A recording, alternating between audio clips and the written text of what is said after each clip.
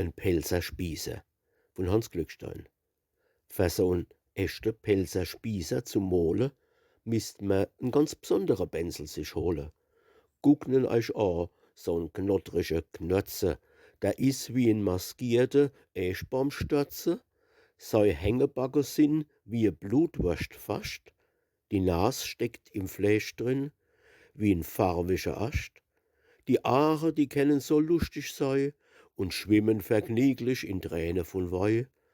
Die Hossebä stauen in Falte sich nunne, wie 'n Rucksack hängt'm sei Hinterdeel runner. Im Rock sind 'n Dutzend Säck drin und Säckscher, da wär'n versteckelt als Dutte und Päckscher.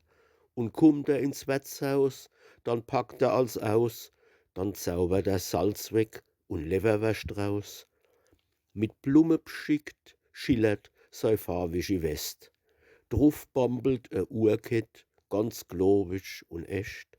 Und unter de West, s darf's jeder mir glaube, da liegen im Mache die Rippscher begrabe.